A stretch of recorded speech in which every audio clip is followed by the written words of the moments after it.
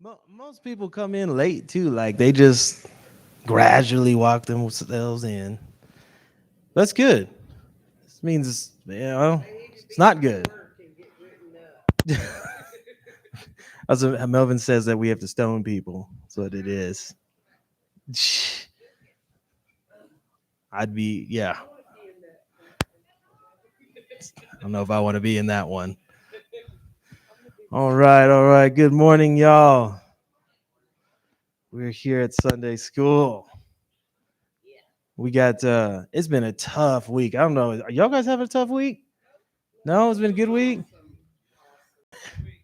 Just been a week. I had a tough week. Like from the start to even now, it's just been one thing after another.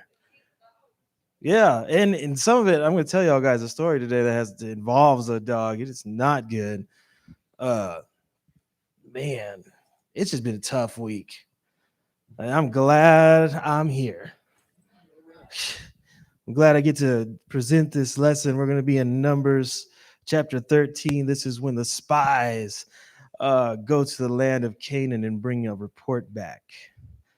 And we're going to learn about how that went down. But on our way there, I had some guys that I gave some homework to. It's pretty much what it is. And it was the names of God: Jehovah Jireh, Jehovah Nisi, Jehovah Shammah, Jehovah Roi. We sing about those names a lot. I've come to find out that a lot of people don't know what those names mean, though. You know, we'll declare it Jehovah Nisi, yeah, Jehovah Jireh. So most people know what Jehovah Jireh means. So for a couple guys in here, I gave them a name, and then they're going to tell you what the name means, and they're going to give you a testimony of what that name has done in their life.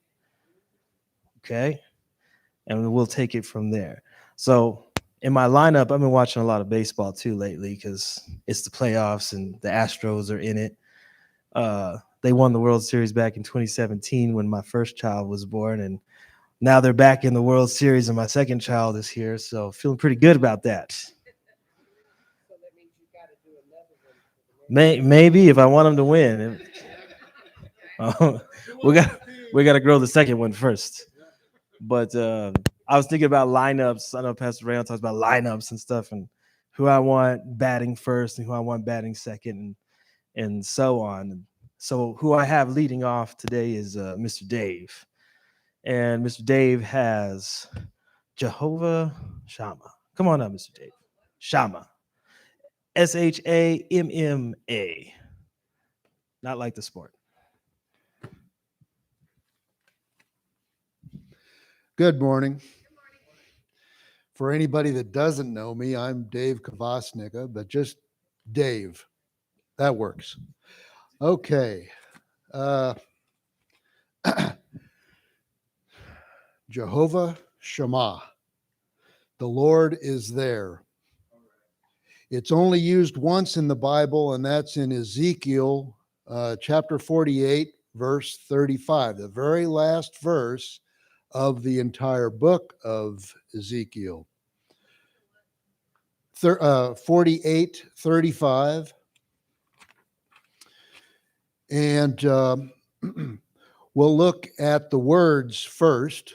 Jehovah, the existing one. It's derived from a Hebrew word, hava, which can be translated to be, to exist, to become known.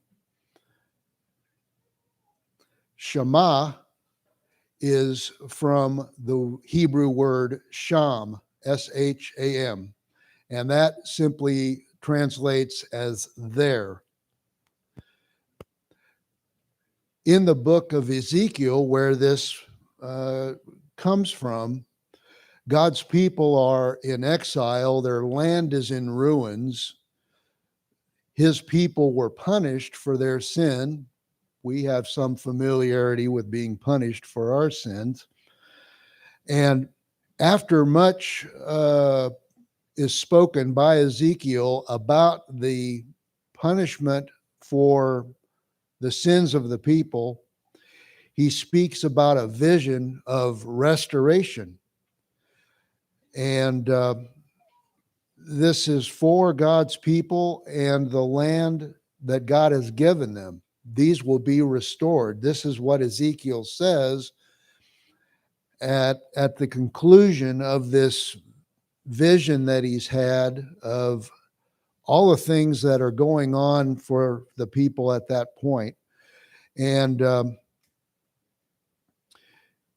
he has a vision specifically of a new Jerusalem, which is also, of course, found in the book of Revelation. So we know that it's something that hasn't happened yet, even in our time, but it was spoken by Ezekiel all that time ago. And this new city would have a new name, and this name would be Jehovah Shammah. It is God's message of hope, of forgiveness, and a place of refuge. Our sin takes us away from God and his promise, but our Lord is always ready, always there to restore us and to offer us a clear and certain knowledge that he is there.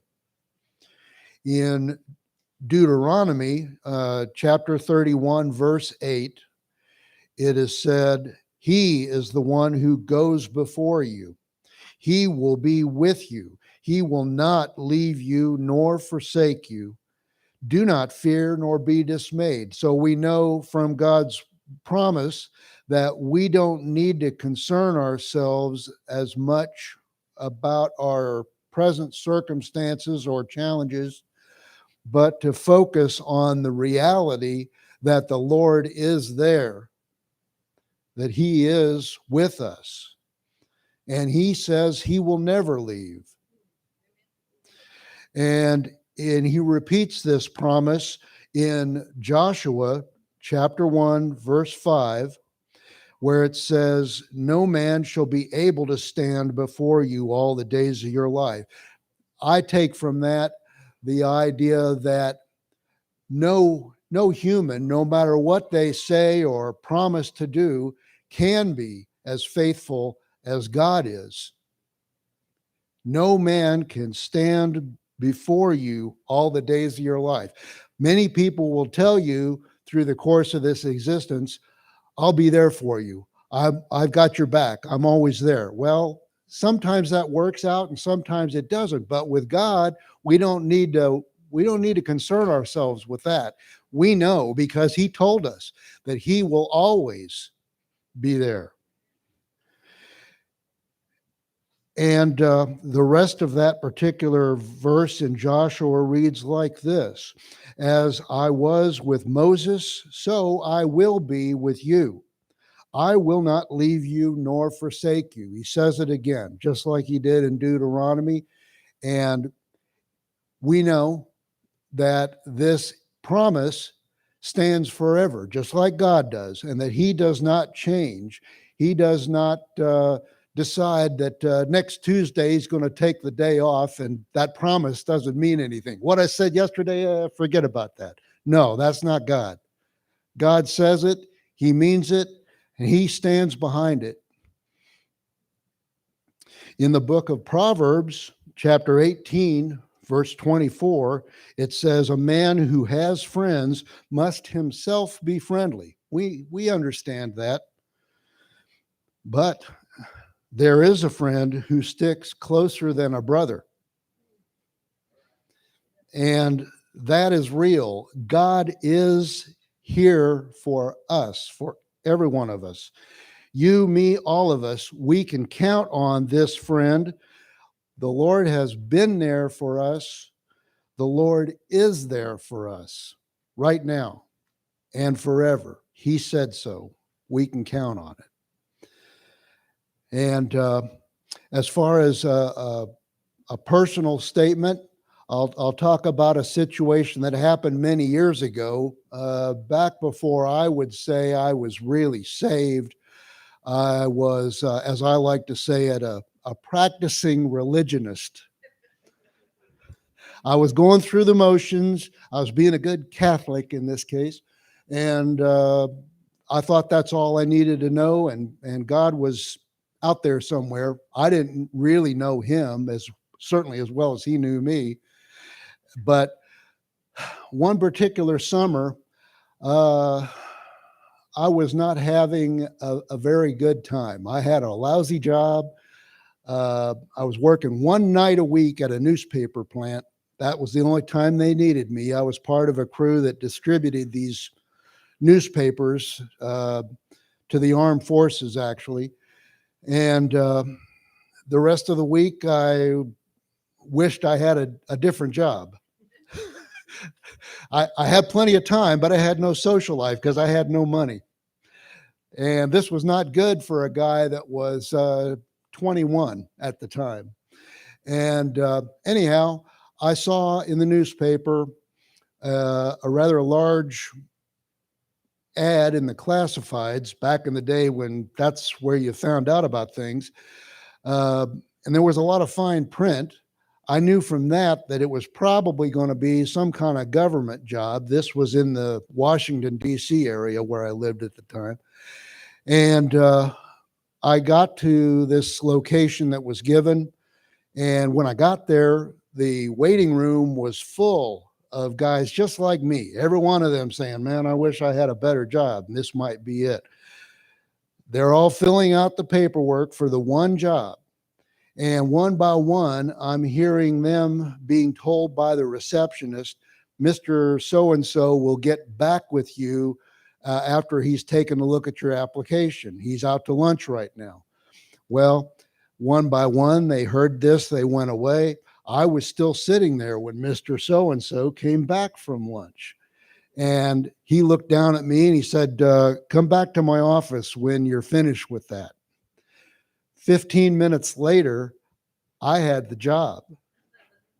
And when I came back out to that waiting room, it was full of people just like me saying, oh, I need this job. That was God's hand. That was God showing me he was there. He made this possible. It wasn't just luck. It was God. God was there for me. Thank you, Mr. Dave. Yes, sir, Mr. Juan. Hold on, let me get over here. I think that was very good, Dave. But I'd like to say one thing. God is there, and it doesn't matter how you feel. God is there, and it doesn't matter how you feel. I'm glad he's there. Thank God for that. Thank you, Mr. Dave. All right. Next name that we got, Mr. Eric, my number 2 slot, Jehovah Jireh. And most of y'all know Jehovah Jireh. Sounds good off the tongue, and we like to be provided for. We're going to see how Jehovah Jireh has provided for our brother Eric. Keep it short. I'm just kidding. Good morning, everybody. My name is Eric Gutierrez. I am fairly new at this church, and I want to thank God for the opportunity that he's given me to speak to you guys. I've talked up here before, and sometimes I sound a little nervous.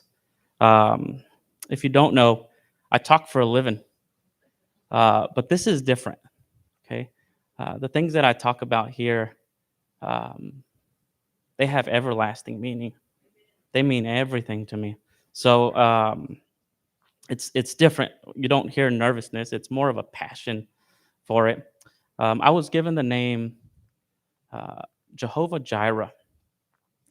And, you know, we're very familiar with this name. God will provide.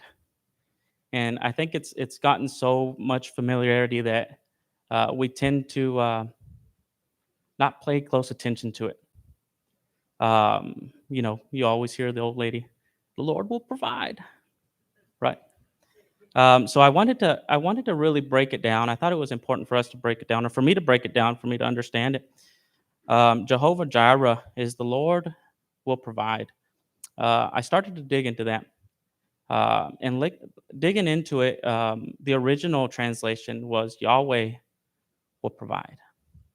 And you can get into a big tunnel when you start reading into Jehovah, Yahweh, and Lord. But that's not what this is about. Okay. So I wanted to break it down. The meaning of Yahweh was first revealed to Moses in Exodus 3:13 and again in 6:3. If you recall Moses at the burning bush, God had given him a task. Go to Pharaoh, okay, and ask him to let my people go. Moses had a reply that I think most of us would have had. Who am I to go? Who am I to go? God answered, hey, I'll certainly be with you. And he even provided a promise. His reply, Moses had a lot of questions. He was always, I can relate to him in a sense. Some scholars think that he lacked faith.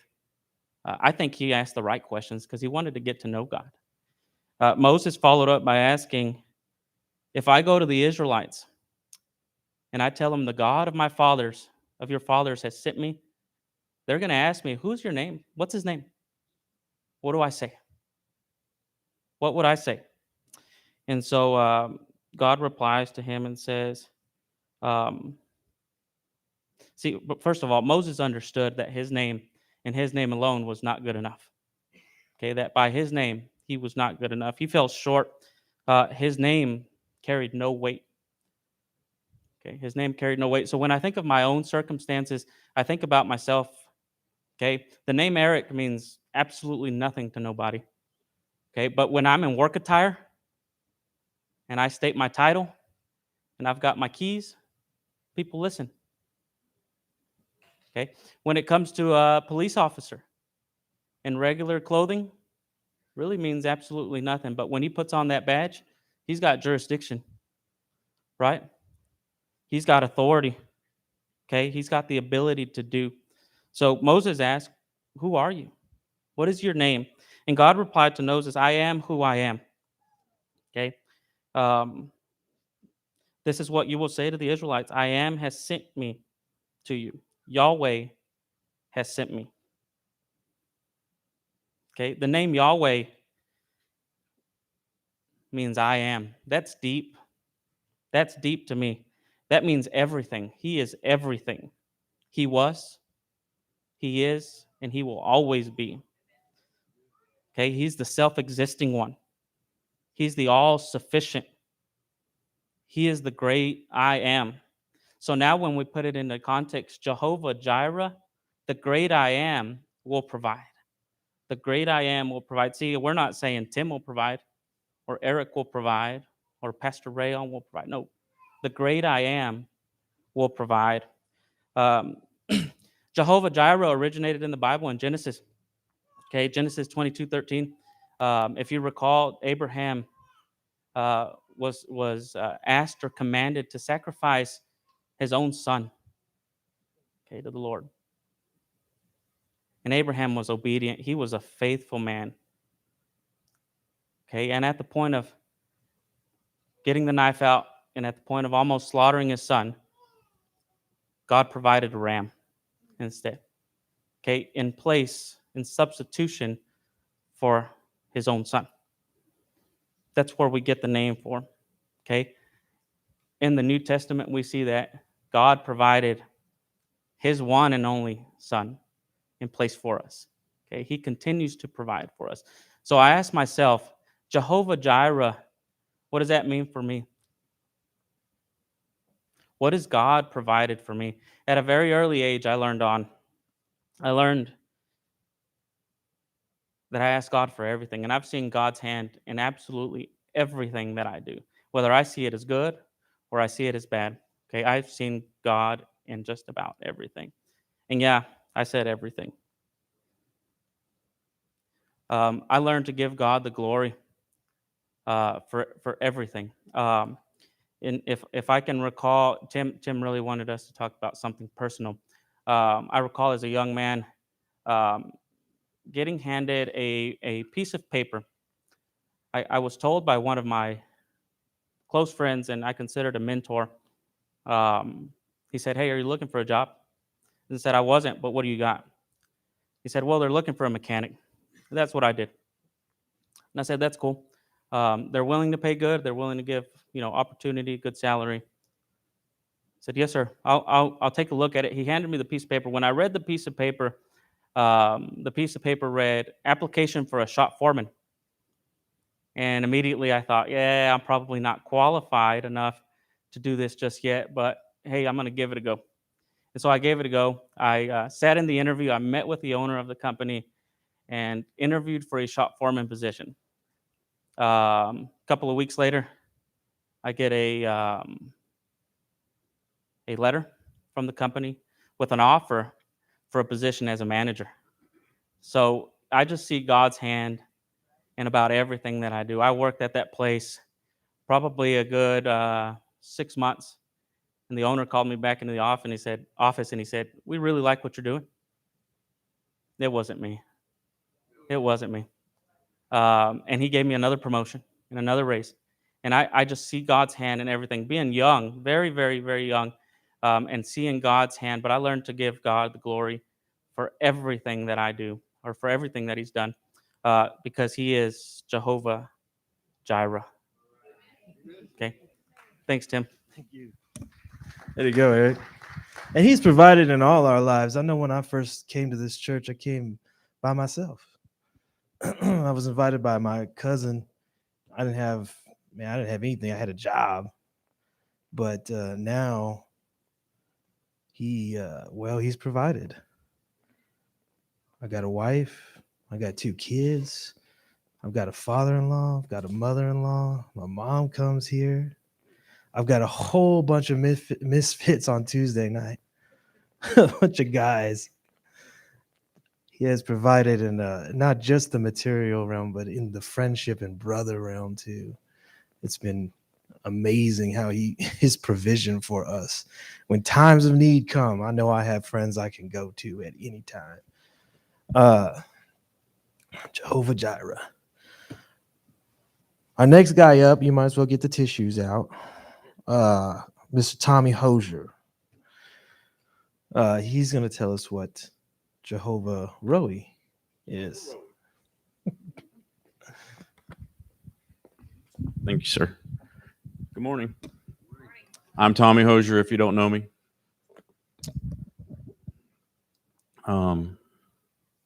I got Jehovah Roi.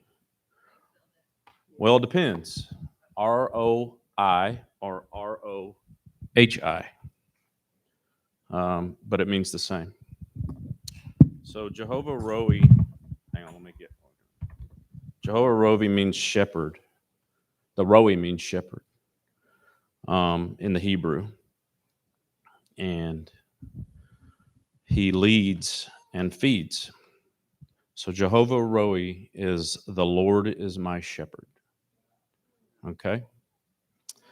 And that, in my study, that leads me to Psalm 23, verses 1 through 3. And I'm going to read those. The Lord is my shepherd, I shall not want.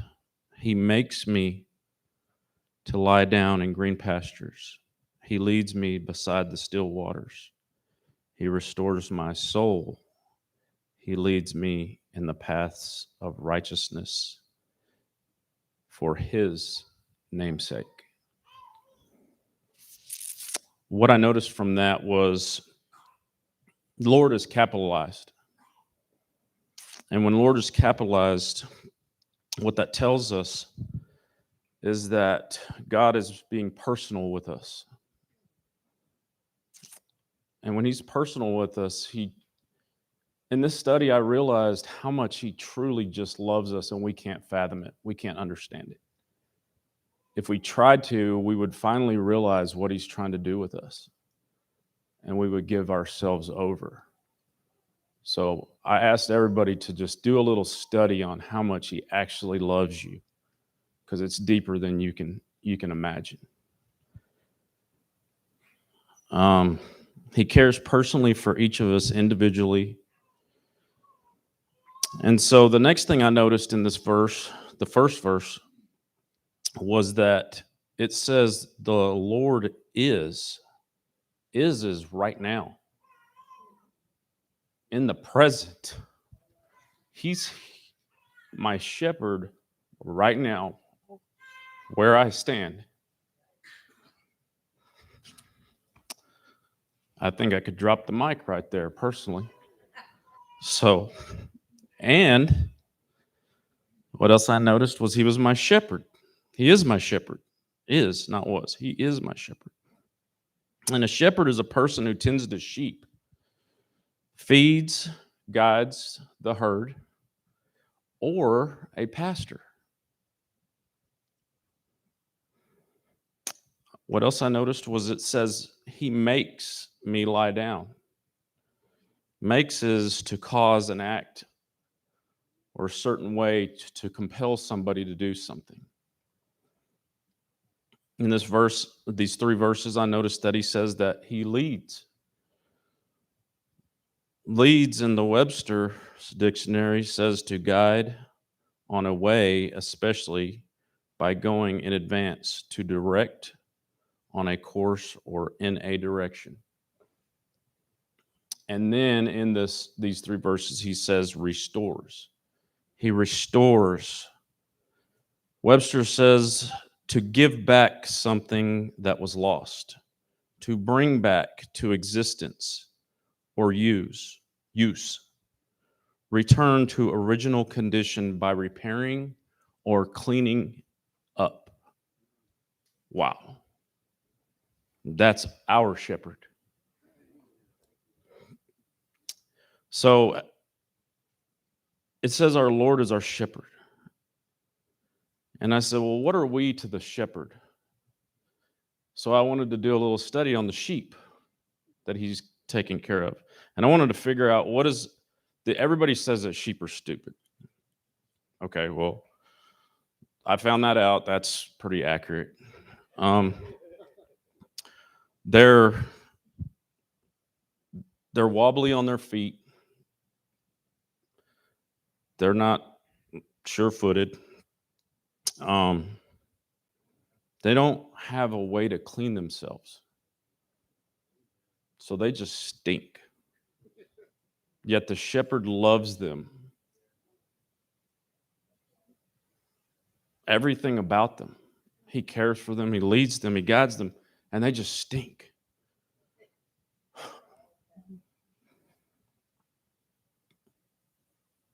Without a shepherd, they just walk aimlessly around.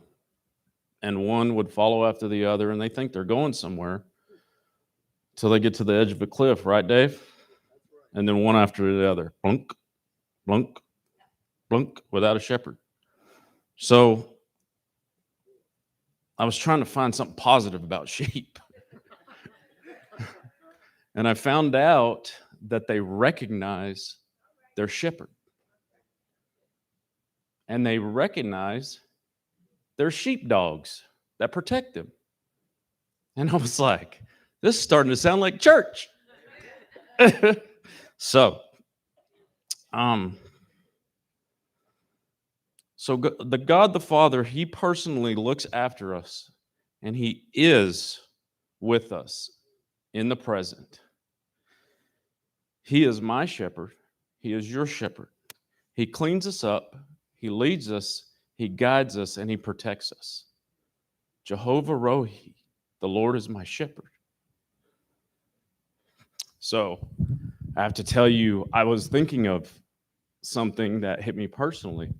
And, on Monday night, Tim says, hey, I got this idea. And I was like, well, that's cool. And as soon as I said yes, you had a tough week too. My week turned for the worst. I thought, until today. All the things that happened this week, things took me away from my studies. I was trying to get in this word. Things were going bad at work. And then when I was actually doing the study, I realized that God's working. He's making moves. And he's doing it at the end of the 3rd verse it says, for his namesake, for his glory, not for mine, for his glory. So the Lord is my shepherd, not for me, but for him. So I want to finish with another psalm that this study took me to. And I'm just going to read it. I didn't break it down, but it just hit me. It's Psalm 100, verse 3. Know that the Lord, he is God. It is he who has made us, and not we ourselves. We are his people and the sheep of his pastures. Thank you. Thank you, Mr. Tommy. When we get to the New Testament, we see Jesus say that he is the good shepherd. Right behind you. Psalm 23. Right behind you. Back to Psalm 23. He makes us to lie down in green pastures. An animal who is hungry will not lie down in green pastures, which means that animal or us are fully satisfied. You know, being a shepherd is not easy. That's why we have this month too, to appreciate the shepherds in our lives. And I know Pastor's big on the men. You're the shepherd of your house. You have to lead them to green pastures and to rivers. You have to lay down your life for them. And that's what Jesus did for us. He is the good shepherd. You know, and good, I don't mean it like, you know, I'm a dog catcher. I don't mean like good dog. You know what I mean? Like, what's a good dog? You know, comes when you tell him, doesn't make a mess, and it doesn't bite the mailman, you know, when he comes over. Oh, yeah. When I say that Dave is a good person, I don't mean that he comes when I call him, you know, and he doesn't bite the mailman when he comes deliver the mail. When I talk about that kind of goodness, the good person, he's patient, he's kind. But when I get to the Lord is good, that's a whole different kind of good.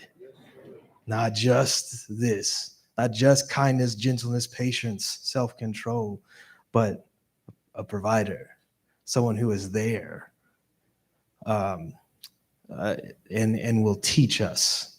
He will shepherd us. He gave us commands and direction, and he will fight our battles. And that's what's next. Hector, the next one is Jehovah Nissi. And Hector will tell you about that, and then he'll tell us how the Lord fights for him. Oh, man. How y'all doing? Name is Hector Blakes, for those of you guys who don't know me. I think most of you guys have talked to me at some point.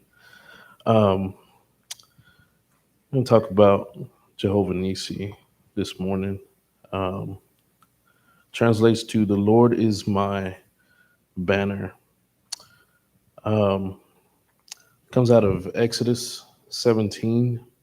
And I just want to read a short little portion of that verse real quick.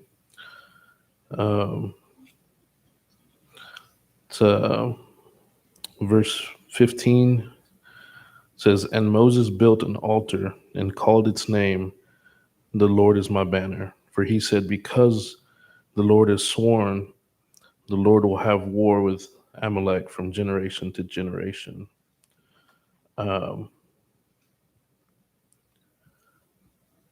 So as I was kind of studying this a little bit, a few things kind of popped out to me. It says the Lord is my banner.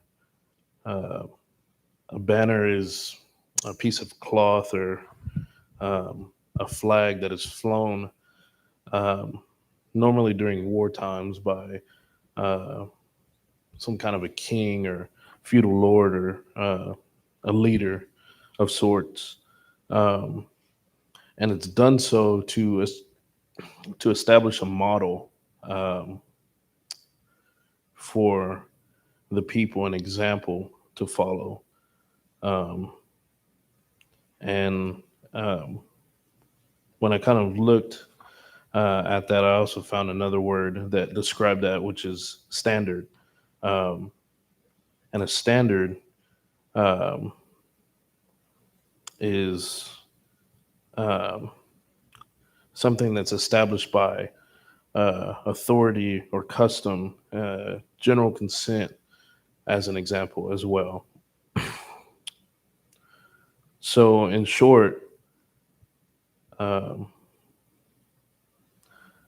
that moment, after everything that the Israelites had seen, they had just crossed the Red Sea.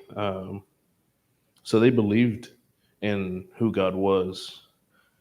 But in the wilderness, in their situation, they were disgruntled.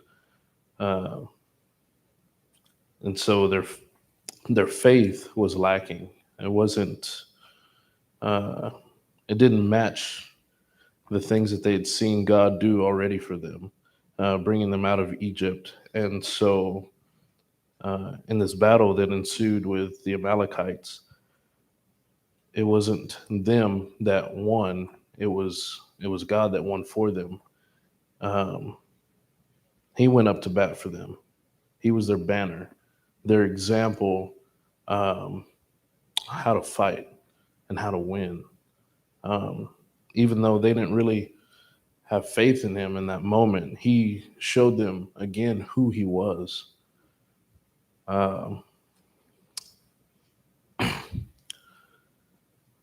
For myself, right now I'm in a season of time in my life where God is having to show me who he is. And I'm having to trust him to be my banner for me and for my wife. We found out that my wife was pregnant not too long ago. And that's been great. And there's lots of expectations and, becoming parents. But this week has been rough for me and my family as well. We found out that we lost that kid. And the first thing that came to my mind was, why, God? Why? Well, you've brought us so far, and I mean, why? And I think that he's trying to teach us and show us how to win by his standards, not necessarily by ours. And maybe it wasn't time. The Israelites had to go through everything that they went through and then crossing the Red Sea into the wilderness, just to be in that position to where they were unsure of the next step. And for me right now, that's where I am. I'm unsure of the next step, but I have faith that God is Jehovah Nisi, my banner. Because without that, I'll probably lose. I won't make it. And it says that in the story, that at a certain point, Moses had his staff up, and they were winning. And when it was lowered, they started to lose. And right now, I have to trust that God is winning this for me. So that's all I have, guys. Thank you. Thank you, Hector. I know it's not easy. I know I gave him that name before all this happened, and when it happened, I know that's hard, and I asked him, if he still wanted to come up here and do this, and he said yes. So we have to fight for the Lord too. So he fights for us. So, so we've heard, it's amazing how you can get to know God just through his names, right? Just take a name a week like they did, and you can get to know him through his names. And through those names, his promises. So the Lord is there. He provides. He guides us. And he fights for us. And so the question today, and it's been given to y'all before, but I wanted to place the question here at this point. So what is it going to take for you to quit? What is it going to take for you to leave the church? What is it going to take for you to give up God? The one who's provided for you, who's guided you, who's fought for your battles. Because this happens in our church from time to time. It happens in every church. People come, people go. Now we want to look at some of these reasons. And today, if you're, go ahead and go to Numbers chapter 13. I want to read you this story. This is where the spies come in. They're about to go to the promised land. Working up into this point, God has done miracles. He brought the 10 plagues, divided the sea, made bad water sweet. He's done all these things. I shouldn't say God. I should probably use the name right there, shouldn't I? Jehovah Nissi has done many miracles and shown them these things. And Jehovah Roi, he's given them standards, and he's given them the 10 commandments and instruction for a tabernacle, the Jehovah Shammah, that he would be there with the people. And now Jehovah Jireh is going to lead them into the promised land. That's what's next here as they're going through the wilderness. This isn't the 40 years yet. This is where it comes into play. Does someone know why it was 40 years that they had to wait? Mr. Juan does. Go ahead and say, Mr. Juan. Oh, 40 number of purification. That's one reason. There's another reason too. Oman, do you know it? I bet you know that one. You said the number 40 is the number of probation. So, sorry, oh man, I had to take a shot. No, not you. I got you. We're gonna see it in this story here, but I'm gonna read you this story, and I want you to think of this question: what is it gonna take? What does it take for people to leave? What does it take for someone to stay? Here we go. I'm in the wrong book. It says skin disease. I was like, nope, that's not the right Numbers. Chapter 13, verse 1. The Lord spoke to Moses, send men to scout out the land of Canaan I am giving to the Israelites. Send one man who is a leader among them from each of their ancestral tribes. Moses sent them from the wilderness of Paran at the Lord's command. All the men were leaders in Israel. All these guys were leaders. Okay, it's like if we were going to send all the deacons out somewhere. These were their names. Shammua, son of Zakur, from the tribe of Reuben. Shaphat, son of Ori, from the tribe of Simeon. Caleb, son of Jephunneh, from the tribe of Judah. Igal, son of Joseph, from the tribe of Issachar. Hoshea, son of Nun, from the tribe of Ephraim. Palti, son of Raphu, from the tribe of Benjamin. Gadiel, son of Sadi, from the tribe of Zebulun. Gadi, son of Susi, from the tribe of Manasseh, from the tribe of Joseph. Amiel, son of Gamali, from the tribe of Dan. Sether, son of Michael, from the tribe of Asher. Nabi, son of Vasi, from the tribe of Naphtali. Jewel, I say Jewel, it's probably Geuel, but I say Jewel, son of Maki, from the tribe of Gad. These were the names of the men Moses sent to scout out the land, and Moses renamed Hoshea, son of Nun, Joshua.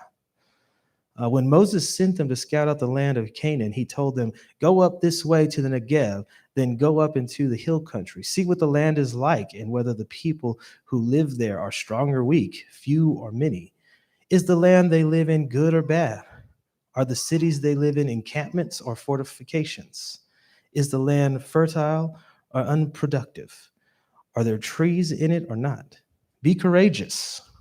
Bring back some fruit from the land." It was the season for the first ripe grapes.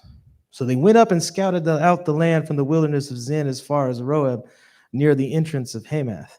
They went up through the Negev and came to Hebron, where Ahiman, Sheshai, and Talmai, the descendants of Anak, were living. Hebron was built 7 years before Zoan in Egypt.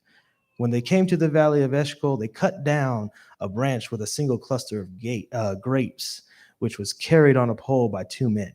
They also took some pomegranates and figs. That place was called the Valley of Eshcol because the cluster of grapes the Israelites cut there at the end of the 40 days they returned from scouting out the land.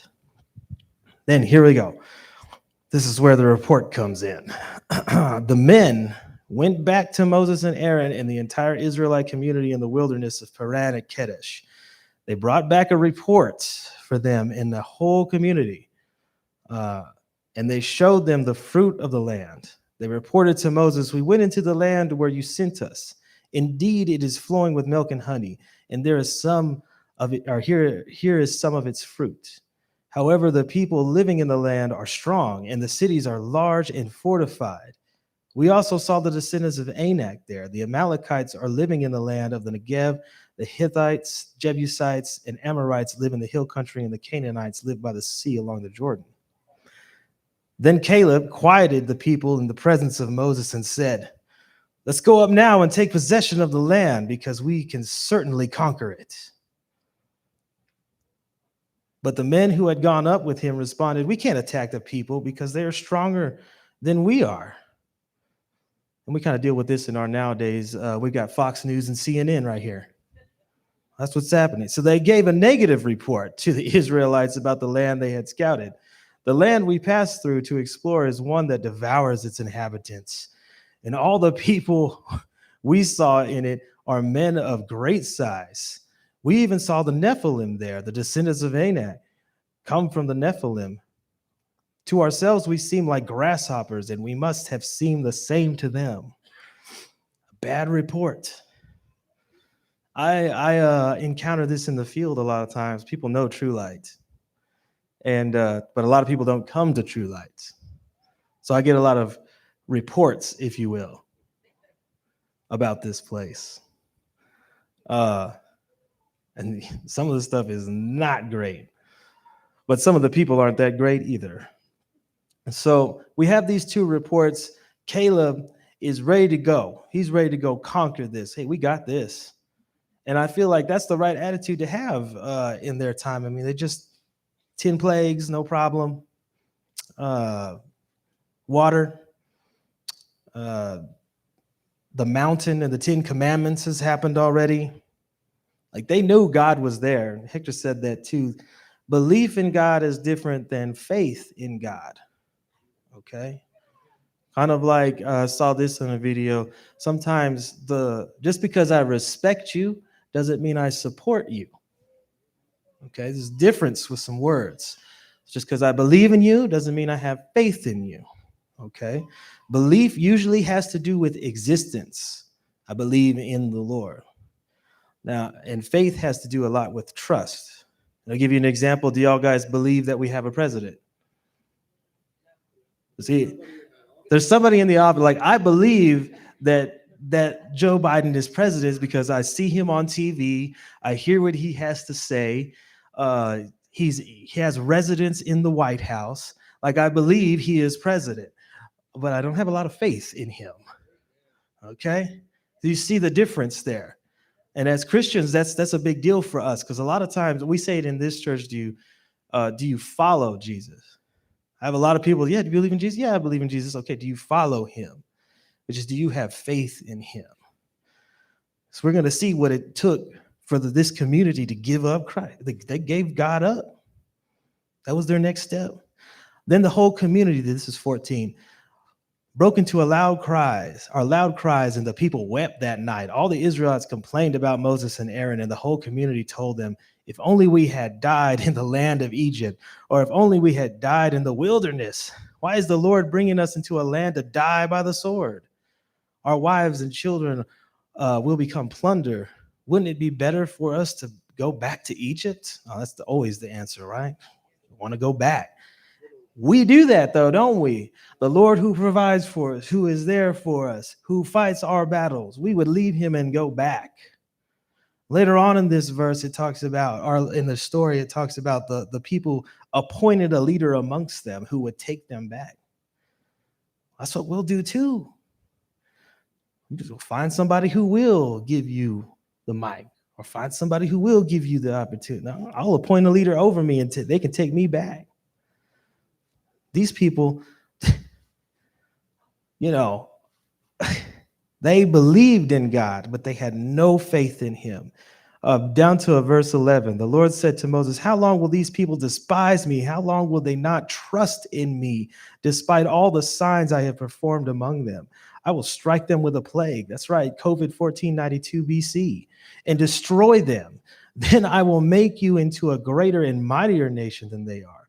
But Moses replied to the Lord, the Egyptians will hear about it, for by your strength you brought up this people. So he goes to battle for them. He's always protective of the Lord's name. We saw that Eric brought that up. The Lord's name, all of them did. He was protective of it. I don't want anyone talking about your name like that. They're going to say this about you. Verse 20, the Lord responded, I have pardoned them as you requested. Yet as surely as I live, and as the whole earth is filled with the Lord's glory, none of the men who have seen my glory and the signs I performed in Egypt and in the wilderness and have tested me these 10 times and did not obey me will ever see the land I swore to give their fathers. None of those who have despised me will see it, except for Caleb and Joseph. Joshua, sorry. I want to go down to verse, we'll start in 30. I swear that none of you will enter the land I promised to settle you in, except Caleb, son of Jephunneh, and Joseph, son of Nun. Sorry, Joshua, son of Nun. I don't know why I got Joseph on my mind. I will bring your children whom you said would become plunder into the land you rejected, and they will enjoy it. But as for you, your corpse will fall in the wilderness. Your children will be shepherds in the wilderness for 40 years and bear the penalty for your acts of unfaithfulness until all your corpses lie scattered in the wilderness. You will bear the consequences of your iniquities 40 years based on the number of the 40 days that you scouted the land, a year for each day. Woo! Man, eye for an eye, tooth for a tooth, a day for a year. That's why it was 40 years. They saw the promised land. They didn't think they could get it. 40 days they were in it, saw it. It was a land full of milk and honey. They weren't going to get there because of their unfaithfulness. And in this, I see it this week, the Lord worked in me is these people had fear. They were scared.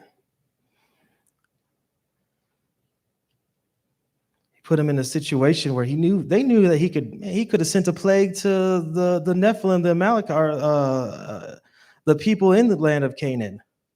Wiped them out that way. They wouldn't even have to lift a finger. Later on in Jericho, they just had to walk around a building and all the walls came down. They had no faith in him. And that's something that we have to work on. And learning those names of God will help you. Being scared that's a normal feeling lots of time. But you can't let it rule over you. That's where you can't let that happen. And I have experience with that this week. I got attacked by a dog. And it's the dog that you never want to run into. The one that we talk about at work that just, I don't know what I'm going to do if this dog actually comes at me. This dog, he's a Burmese mountain dog, good sized dog, over 80 pounds. If he stood up on 2 feet, he'd probably look at me. His paws could be on my chest and look at me in my eyes. This dog had bit the owner and his 2 little girls. And the owner couldn't handle him. So called us.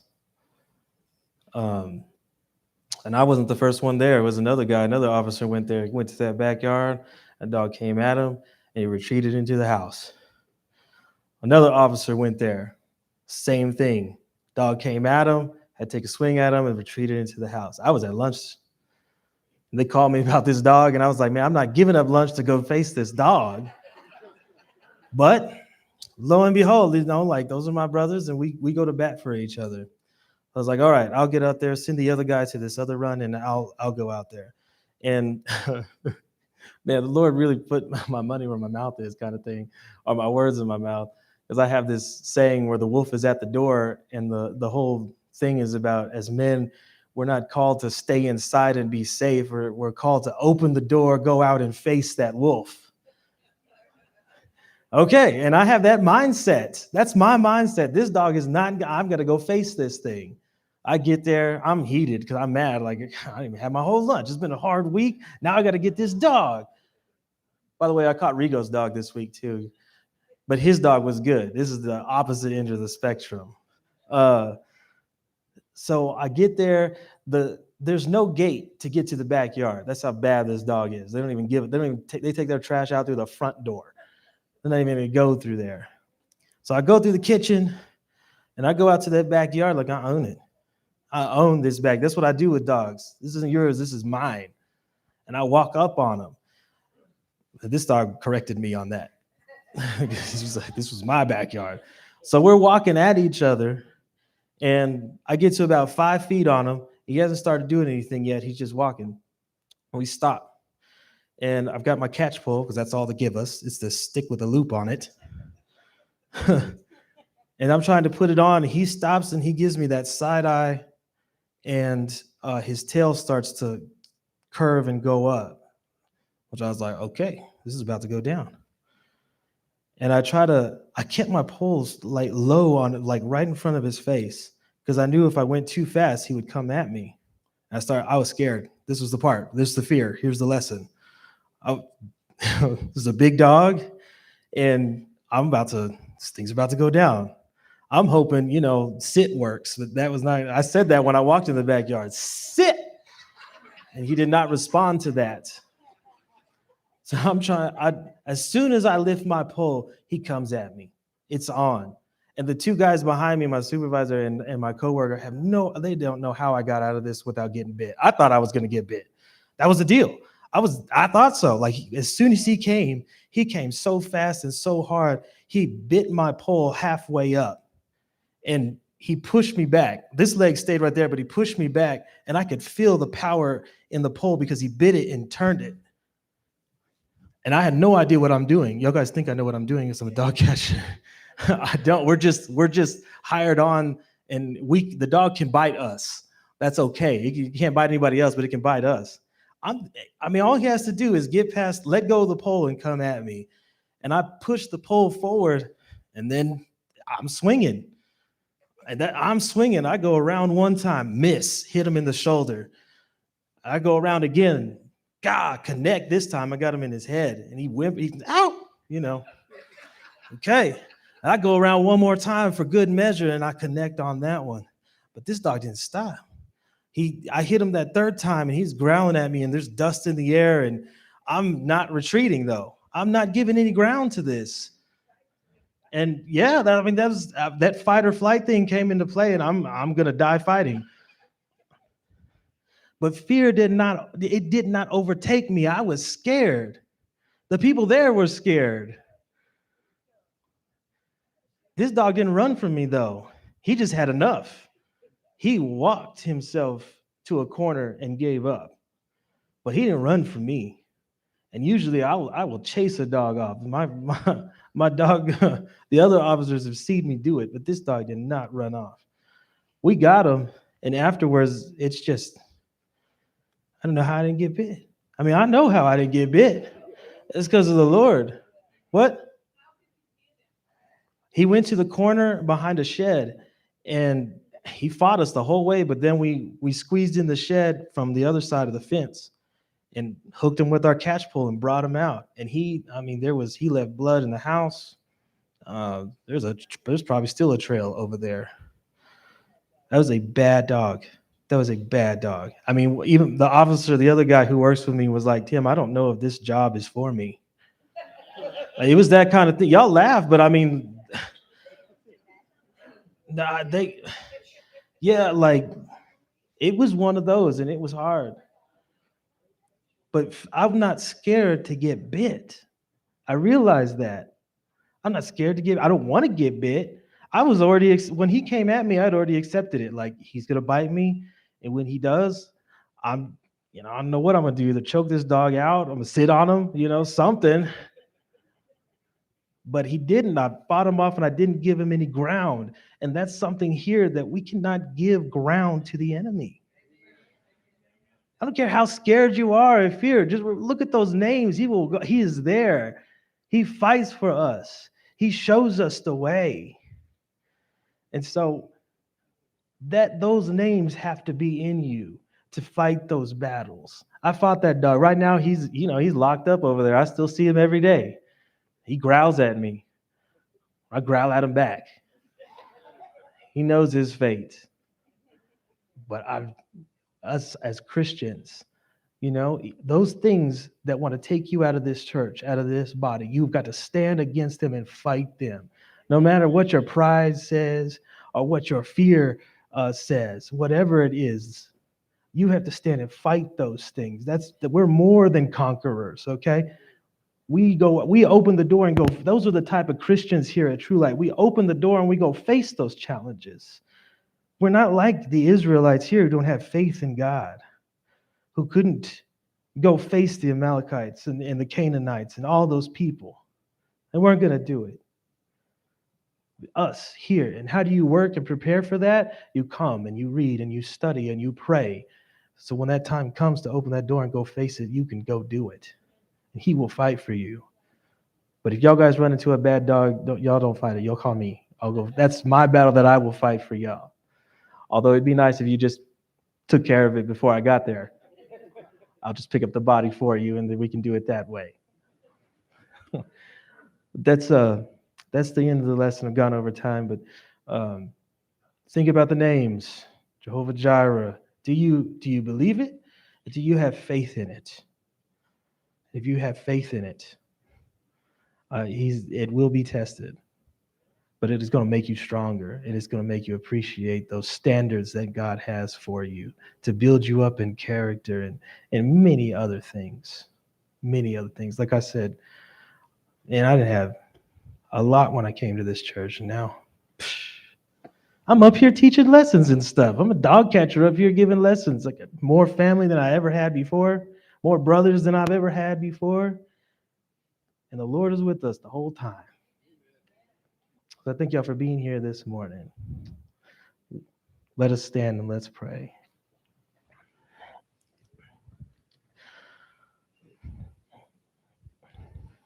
Father God, we appreciate who you are today, for all the things that you do, for guiding us, taking us to the waters, giving us a word and instructing us, and keeping your standard, never lowering it. We thank you for providing for us and fighting for us and being there for us. We want to do those things for you. I know what I'm asking.